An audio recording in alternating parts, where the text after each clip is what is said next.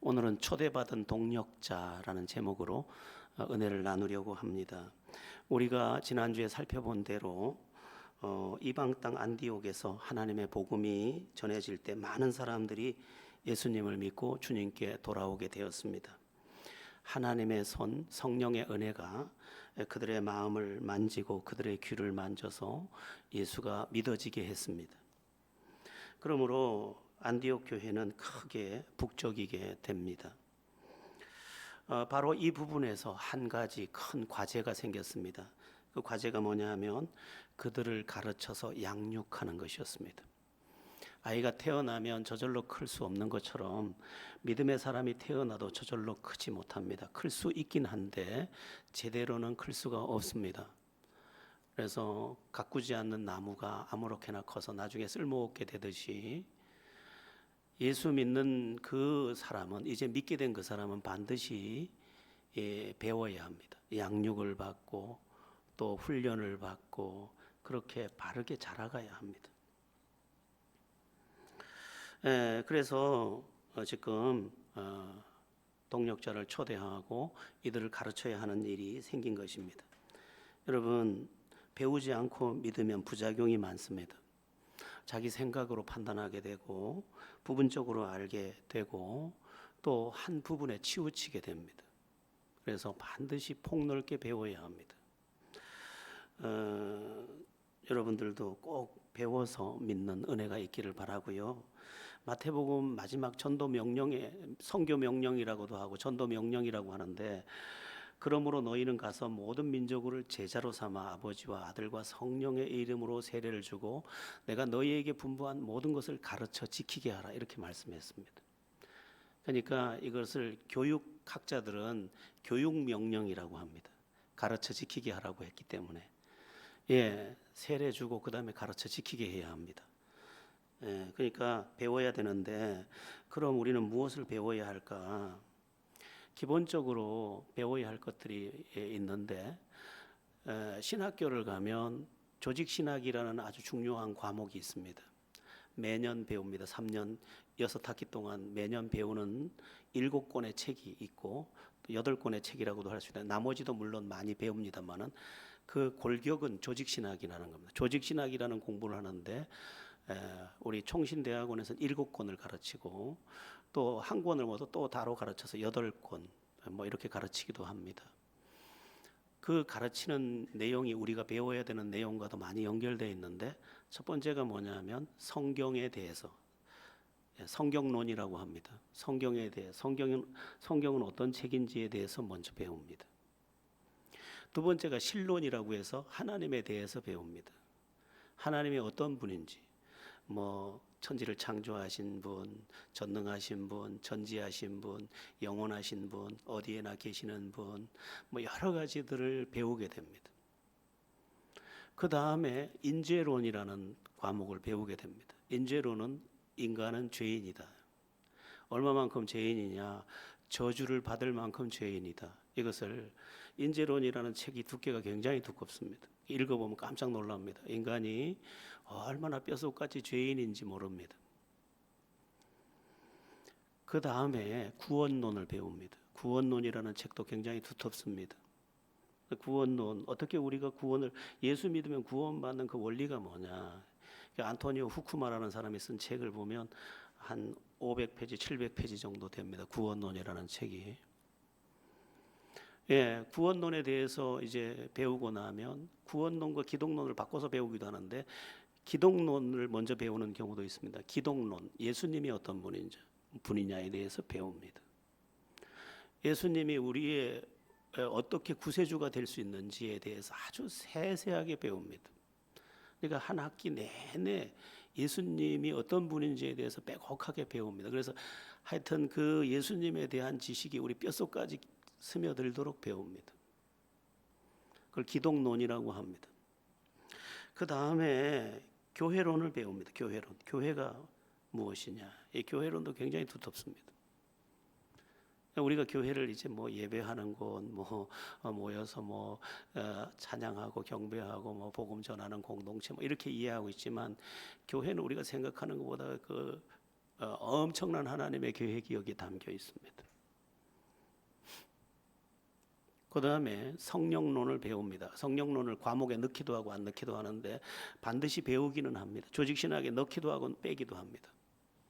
성령이 누구냐? 삼위 되시는 하나님 그 성령에 대해서 배우게 됩니다. 그 다음에 제일 마지막 과목이 종말론입니다.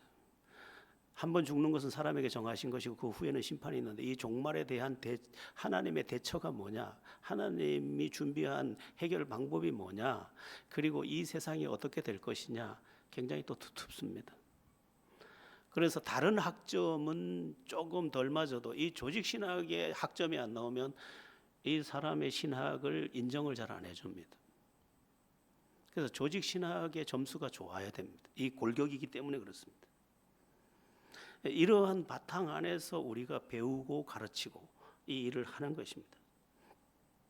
뭐 일반 성도들이 배우는 것은 조금 그것의 약식이라고 볼 수 있고 우선적인 것부터 많이 가르칩니다. 첫 번째 가르치는 게 죄사함을 가르치고 구원을 가르치고 그 다음에 하나님이 어떤 분인지를 가르치고 그 다음에 예수님이 어떤 분인지 가르치고 또 구원이 어떤 것인지를 가르치고 기도가 어떤 것인지를 가르치고 성령이 어떤 것인지를 가르치고 하나씩 하나씩 가르치게 됩니다. 그리고 크리스찬들의 삶이 어떠해야 되는지도 배우게 됩니다.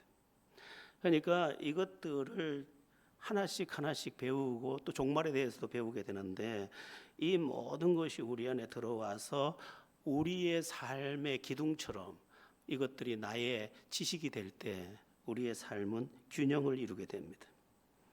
뭐 배워야 할 게 어마어마하게 많습니다. 사실은 우리가 뭐 저도 책을 한 3,000권 가지고 있습니다만은 뭐 지금도 많이 자꾸 집사람은 버리라고 자꾸 그러고 있는데 버리기도 많이 버렸습니다만은 왜 그렇게 엄청난 책이 있냐면 진리가 깊기 때문입니다. 그리고 수많은 사람들이 체험한 영적 세계들이 있기 때문에 엄청난 책들이 쏟아져 나오는 겁니다. 다른 종교에는 이럴 수가 없습니다. 제가 뭐 책을 3,000권 정도 가지고 있다고 했는데 제 친구 목사님 교회 가다 깜짝 놀랐습니다. 그분은 뭐 한 2만 권 가지고 있더라고요. 그래서 이사를 못 가요, 이분은. 이 책이 너무 많아가지고.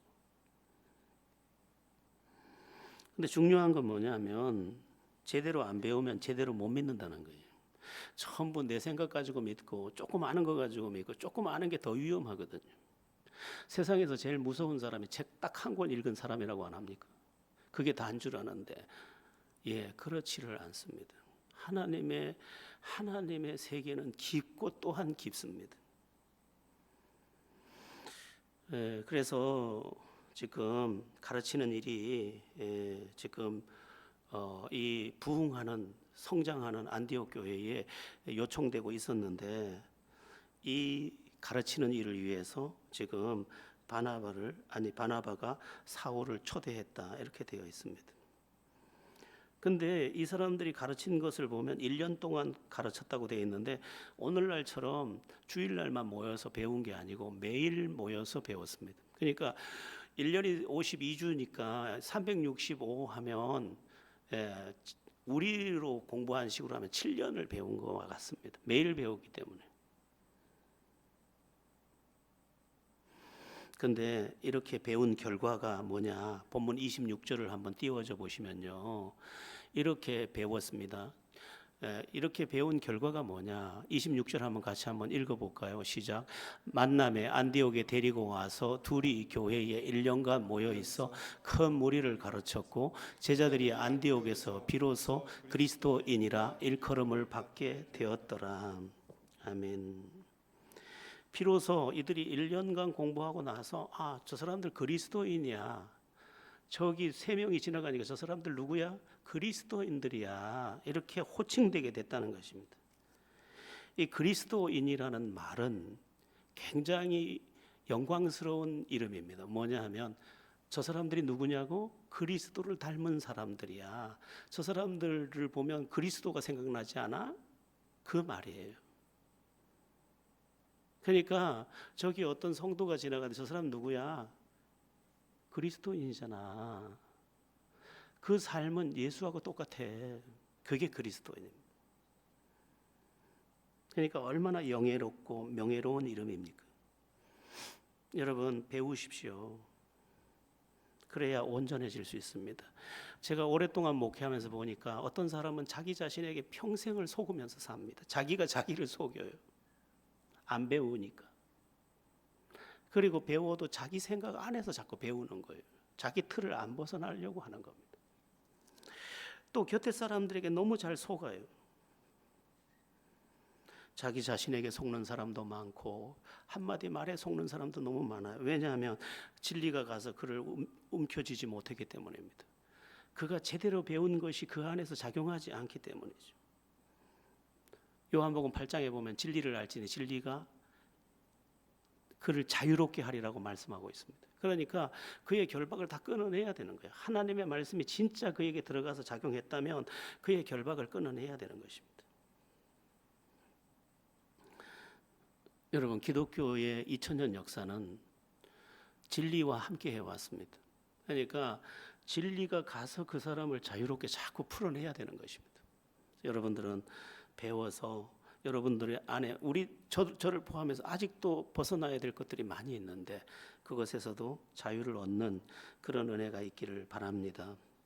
자, 그러면 안디옥에 이렇게 먼저 파송을 받았던 바나바가 멀리 다소라는 지역에까지 가서 다른 사람이 아닌 사울을 초대해온 이유가 무엇일까? 예루살렘에는 베드로도 있고 안드레도 있고 야고보도 있고 요한도 있고 많은 사도들이 있음에도 불구하고 굳이 자기 고향에 내려가 있는 이 그리고 예수를 믿어도 제일 늦게 믿은 이 다소의 고향을 두고 있는 이 사울을 데려온 이유가 뭘까? 그것은 제대로 가르칠 수 있는 사람이라고 보았기 때문입니다. 이 사람이야말로 제대로 가르칠 수 있는 사람이다. 안디옥에 와서 제대로 가르칠 수 있는 사람은 사울이다. 이렇게 본 것입니다. 그래서 사울을 데려온 것입니다. 여러분, 예전에는 우리나라도 조선시대 같은 경우에는 이제 그 과거에 급제를 해서 임금 앞에 서면 그 임금이 묻는 두 가지 질문이 있었습니다. 아버지 함자가 어찌 되시는고? 이렇게 묻습니다. 그러면 걸출한 이름을 들으면 과연 그렇구만 이렇게 말하고 어느 문화에 있었는고? 이렇게 묻습니다. 네, 태계 선생님 밑에 있었습니다. 오, 그러신가? 그래서 글이 그렇게 날카로웠구만. 뭐 이렇게 다 그 문화를 봅니다. 그러니까 지금 누구한테 배웠느냐에 따라서 그 사람이 결이 달라지는 겁니다. 그래서 지금 바나바가 판단할 때 안디옥에 지금 변화받고 있는 이 사람들, 지금 예수를 믿게 된 이 사람들에게 가장 좋은 교사는 사울이라고 판단해서 지금 사울을 초대해 온 것입니다. 자, 그러면 사울은 어떤 사람이었을까? 기독교사의 자격을 분별하는 내용이 될 만한 그런 내용이기도 한데 사울은 제가 나열을 하다 보니까 다 나열을 못 하겠더라고요. 저도 이런 부분에 많은 도전을 받아야 되겠다 이런 생각을 했는데 사울은 첫 번째로 주님을 만난 사람입니다. 사도행전 9장에 가면 주님을 정면으로 만납니다. 여러분, 누가 예수를 가르칠 수 있습니까? 주님을 만난 사람이 가르칠 수 있는 겁니다. 주님을 만난 사람만이 주님을 제대로 말해줄 수 있는 겁니다. 그러니까 지금 이 사울을 초대해서 사울을 여기에 둔 것은 주님을 만난 증거를 가지고 가르칠 수 있는 사람이 사울이라고 본 것입니다. 여러분, 우리도 주님에 대한 증거가 있는 그런 우리가 되어야 합니다. 주님을 만난 증거가 있어야 주님을 제대로 가르칠 수 있습니다. 그것은 다른 말로 말하면 간증을 가진 사람이다 이렇게 말할 수 있습니다. 이 사울은 이후에 보면 셋째 하늘에 올라갔고 이런 표현을 씁니다. 자기가 이제 간증을 할 때 셋째 하늘, 주님을 만난 간증도 있지만 주님의 나라를 체험한 간증도 있고 수없이 많은 간증을 갖고 있었습니다.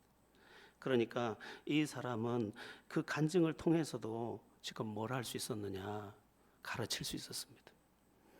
여러분이 진짜 배워야 될 대상이 누구냐? 간증을 가진 사람이에요. 간증을 가진 사람한테 배워야 됩니다. 세 번째는 헌신된 사람입니다. 이 사람은 정말 헌신된 사람이에요.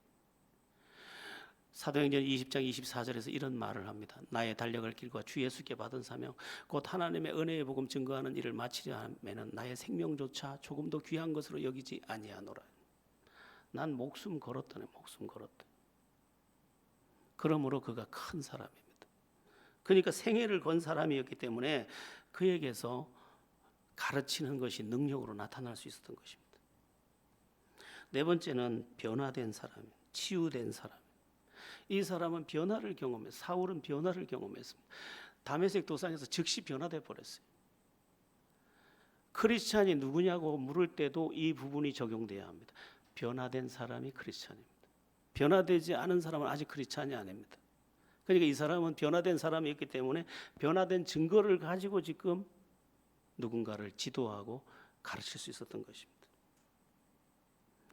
그러니까 이렇게 말할 수 있습니다. 새 사람이 돼야 새 사람을 낳을 수 있는데 사울이 바로 그런 사람이었다는 거예요.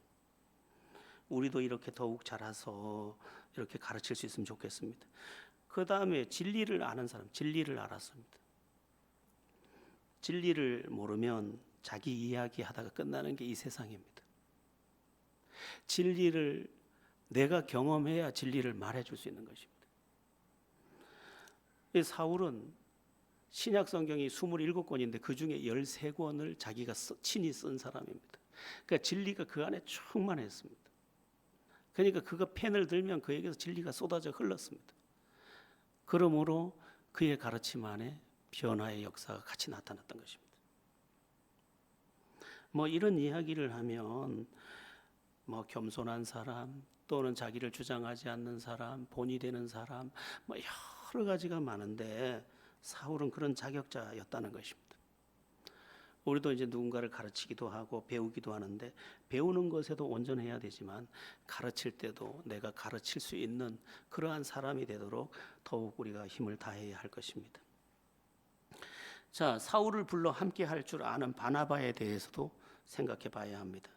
13장에 이제 한번 바나바 이야기를 더 할 건데 바나바는 정말 대단한 사람이었습니다. 초대교회 당시에 자기 밭을 팔아서 가난한 자들을 위해서 나눠주라고 사도들의 발 앞에 자기의 재산을 갖다 바치기도 했고 또 바나바가 사울이 처음 변화받아서 복음을 전할 때 그를 변호해 주기도 했고 오늘은 그를 데려다가 자기와 함께 일꾼을 삼아서 동력자가 되게 세우기도 하고 그러니까 이 바나바가 큰 사람입니다. 또 한 가지는 사울이 하나님의 사람이고 가르칠 수 있는 사람이라는 것을 알아본 사람입니다. 눈이 열린 사람입니다. 그러니까 바나바의 눈이 보통 눈이 아닌 겁니다. 아, 이 사람이구나. 이 사람이 하나님의 사람이네. 이 사람이 하나님께 쓰임 받을 수 있겠네. 이렇게 보고 그를 청구한 겁니다. 여러분, 사람을 잘 알아보셔야 합니다. 그리고 사람을 잘 분별해야 합니다. 지난 수요일 날 우리 강보람 집사님이 기도하는데 이런 기도를 하더라고요. 잘 보면 다 보이는데 하나님 우리를 지켜주시옵소서. 이렇게 대표 기도 시간에 그런 이야기를 해서 아이고야 저런 기도를 하네. 여러분 잘 보십시오. 잘 들으십시오. 그러면 알 수 있습니다. 이 말세에 굉장히 중요한 은사 하나가 영분별입니다. 모르고 자꾸 속는 겁니다. 너무 많은 사람들이 지금 막 넘어지고 있습니다. 지금 코로나 이후로 막 어마어마한 사람이 넘어지고 있습니다. 제가 어제 토요일 날 우리 남부산 남로의 해운대 시찰회에 다녀왔습니다. 예, 교회 폐쇄 청원이 2개가 올라왔습니다. 그렇게 어렵습니다, 지금. 그러나 저는 생각합니다. 이럴 때일수록 진짜 교회가 돼야 한다. 이럴 때일수록 가짜는 안 된다. 이럴수록 진짜 교회가 돼야 된다. 그게 제 생각입니다. 여러분 눈을 바로 뜨시고 귀를 바로 여십시오. 그래야 여러분의 삶에 하나님의 은혜가 임하는 것을 반드시 만나게 될 것입니다. 자, 이제 이렇게 가르치고 배우는 안디옥 교회에 또 한 사람이 등장합니다. 선지자가 등장을 하는데 구약 시대를 이때만 해도 벗어난 지가 얼마 되지 않았고 아직은 성경 계시도 신약이 완성되지도 않은 때였습니다. 그래서 하나님께서 이때까지 선지자를 통해서 말씀을 전하고 선지자를 통해서 일하시기도 했는데 오늘 본문에도 그런 선지자가 하나 등장을 합니다. 선지자는 하나님의 말씀, 계시의 말씀을 전달하는 사람인데 우리 27절, 28절을 우리 함께 같이 본문 27절, 28절입니다. 합독해 보겠습니다. 그때에 선지자들이 예루살렘에서 안디옥에 이르니 그 중에 아가보라 하는 한 사람이 일어나 성령으로 말하되 천하에 큰 흉년이 들리라 하더니 글라우디오 때에 그렇게 되니라.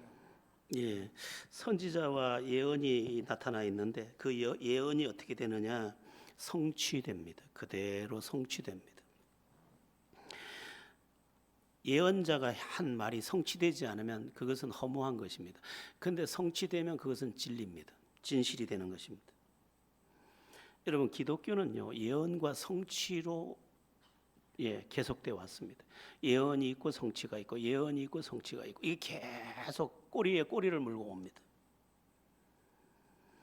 그래서 우리가 주님을 믿을 때 어떻게 믿어야 되느냐? 예언의 말씀, 하나님의 말씀을 믿고 그 말씀을 믿음으로 받아서 그것의 성취를 내 삶으로 계속 볼 수 있어야 합니다. 왜냐하면 기독교 말씀은 예언된 말씀이고 진리의 말씀이기 때문에, 그리고 진리라는 것은 사실이기 때문에 내 안에 그대로 경험될 사건일 것입니다. 그래서 예언과 성취, 예언과 성취, 그 예언과 성취의 중심에 나도 있는 귀한 삶들을 살아내는 그런 은혜가 있기를 바랍니다. 자, 안디옥 교회는 이런 은사와 가르침을 받는 중에 큰 성장을 이루게 됩니다. 그 성장은 사람의 숫자만 더한 것이 아니었습니다. 이들의 삶에 진정한 내적 성장까지 일어나게 되는데 그게 바로 부조라는 말은 헌금이라는 말인데 다른 성경에는 지금 부조라는 이 번역을 헌금으로 번역해 놨는데 우리 다 함께 29절에서 30절을 함께 보겠습니다. 오늘 본문 29절에서 30절입니다. 시작.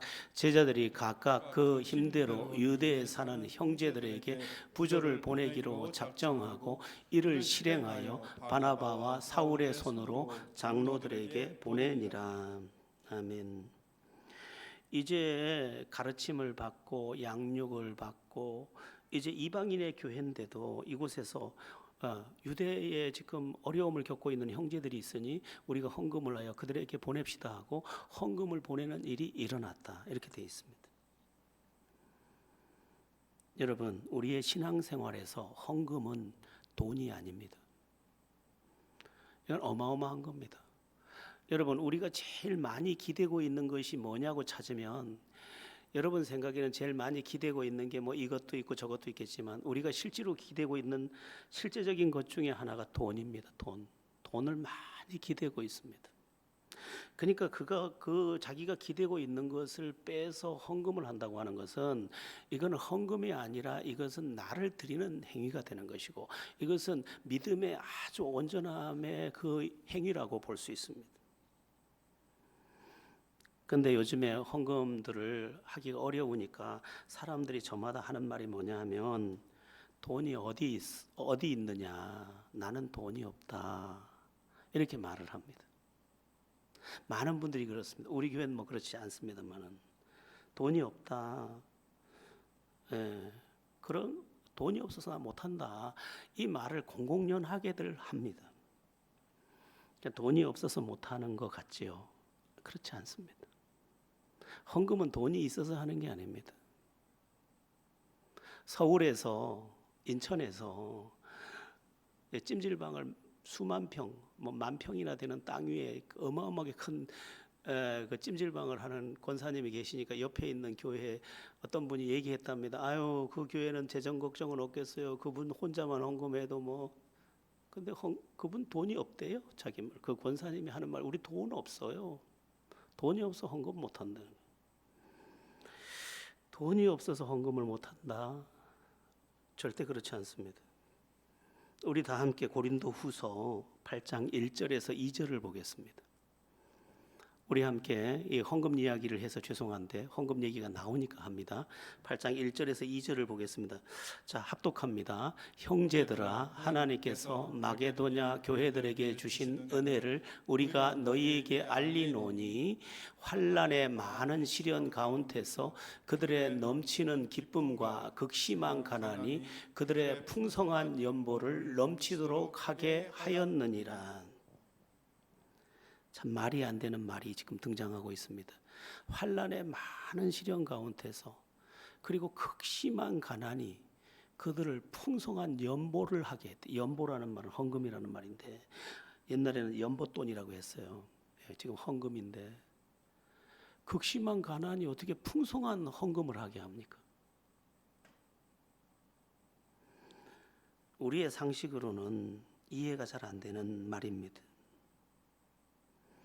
근데 이 말에 대한 해석이 8장 12절에 따라 나옵니다. 한번 우리 고린도후서 8장 12절을 같이 읽어보겠습니다. 할 마음만 있으면 있는 대로 받으실 터이요 없는 것은 받지 아니하시리라.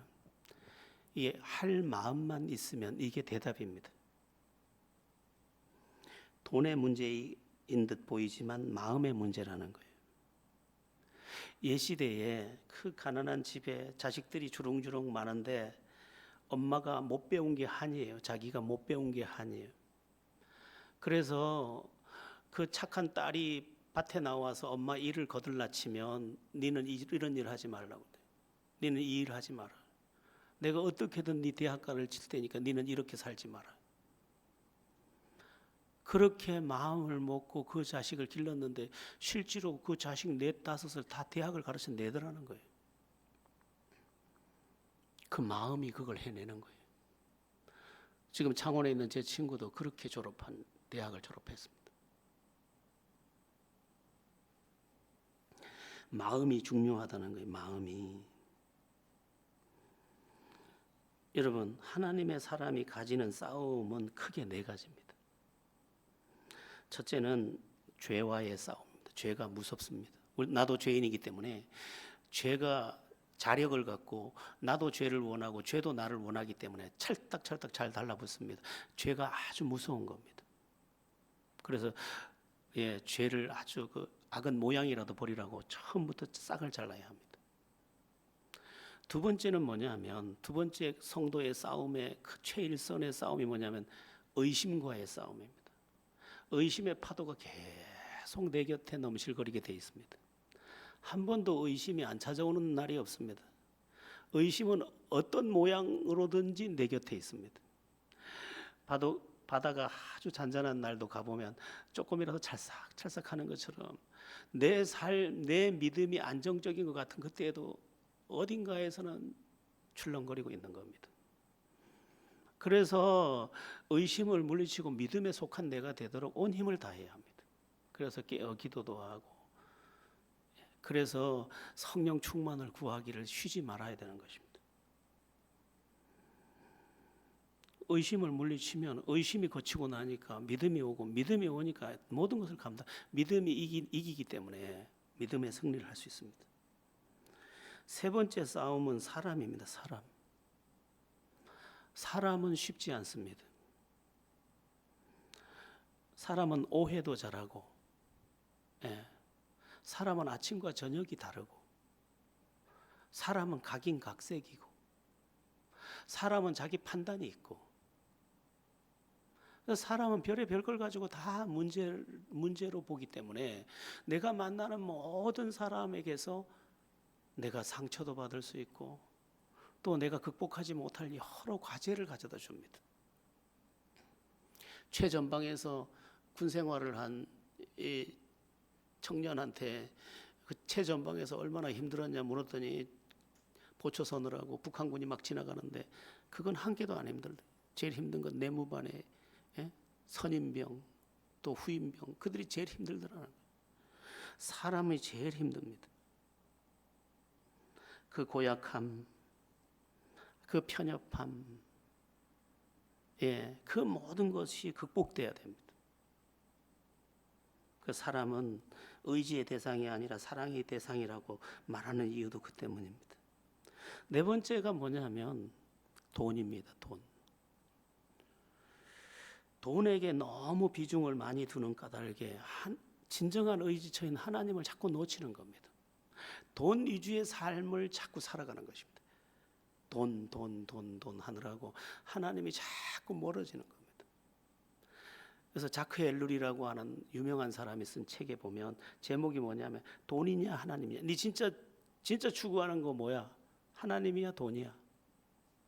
네가 진짜 하나님을 추구한다면 돈은 하나님이 너의 살아가는 날 동안 책임지실 거다. 돈이 얼마나, 그래서 바알 신이라고 하는 이 신이 풍요의 신, 돈의 신입니다. 그러니까 이스라엘이 계속해서 여호와를 믿으면서도 바알을 곁에다 두는 겁니다. 우리의 실수입니다. 우리의 실수. 지금 우리도 바알 신을 많이 섬기고 있는 겁니다. 그런데 지금 제가 이야기한 이 네 가지 싸움이 헌금 이야기를 하면서 말씀드렸는데, 돈을 제일 잘 극복하는 방법이 뭐냐? 헌금 생활에 깨어 있는 겁니다. 헌금 생활을. 주님이 왜 11조 제도를 만드는지 아십니까? 11조를 빼면 기둥 하나 빼는 것 같으니까 이게 너무 힘든 겁니다. 그런데 그걸 뺄 때 하나님을 의지하는 것이 되기 때문에 내 의지처는 돈이 아니고 하나님입니다를 고백하는 그 고백의 최일선에 11조가 들어있는 것입니다. 그래서 11조 신앙이 큰 신앙입니다. 이것만큼은 포기할 수 없는 거죠. 근데 이 헌금 이야기에서 그 아까 고린도 후서 우리가 계속 8장 12절까지 봤는데 15절도 보면 의미심장한 말씀을 남겨놨습니다. 우리 고린도후서 8장 15절을 한번 보겠습니다. 시작. 기록된 것 같이 많이 거둔 자도 남지 아니하였고 적게 거둔 자도 모자라지 아니하였느니라. 여러분, 많이 거두면 남을 것 같죠? 안 남습니다. 적게 거두면 모자랄 것 같죠? 안 모자랍니다. 이게 어디서 나온 일이냐면 이스라엘 백성들이 광야에서 40년을 지낼 때 하나님께서 매일 만나를 자기 진가에 쏟아 주실 때 가서 걷어올 때 오늘은 좀 많이 걷어왔네 하고 가져와서 막상 요리를 해서 먹고 보니까 남지를 않아요. 오늘은 다른 사람이 빨리 가져가는 바람에 조금밖에 못 걷어왔네 하고 먹고 보니까 부족하질 않아. 40년 동안 이 훈련을 하나님 시키셨습니다. 우리는 물질에 대해서 조금 자유해야 합니다. 내가 오늘 성실하고 진실하게 살면 되는 거고 믿음으로 살면 되는 거고 하나님 앞에서 살면 되는 것입니다. 또 한 가지 헌금에 대해서 기억할 말씀이 있는데 고린도 후서 지금 8장에서 쭉 이어지는 말씀인데 9장 6절에서 7절을 보겠습니다. 이게 결론입니다. 고린도후서 9장 6절에서 7절 한번 보겠습니다. 이것이 곧 적게 심은 자는 적게 거두고 많이 심는 자는 많이 거둔다 하는 말이로다. 각각 그 마음에 정한 대로 할 것이요 인색함으로나 억지로 하지 말지니 하나님은 즐겨 내는 자를 사랑하시느니라. 번번이 말씀드리지만요, 인생은 심은 거 거두는 겁니다. 심지 않은 거 못 거둡니다. 심은 거 거두는 거예요. 심은 거. 그러니까 나쁜 거 심으면 나쁜 거 거두는 거예요. 좋은 거 심으면 좋은 거 거두는 겁니다. 여러분, 어떤 인생을 살기 원하십니까? 만약에 하나님께서 지금 오늘 여기 여러 이야기를 몇 가지 이야기를 했는데 헌금 이야기가 제가 헌금 이야기를 뒤에 많이 했는데 만약 하나님이 이것을 책임지지 않는 거라면 하나님은 우리를 착취하는 분입니다. 그러면 안 되죠. 하나님이 우리의 등골을 빼면 안 되죠. 하나님은 우리의 등골을 빼려 하지 않고 우리를 진정 살게 하기 위해 지금 이 말씀을 하고 계신 것입니다. 오늘 말씀은 크게 5가지입니다. 첫째는 배워라. 두 번째, 가르칠 만큼의 하나님의 사람이 되라. 세 번째, 바나바처럼 함께 할 줄도 알고 분별할 줄도 알아라.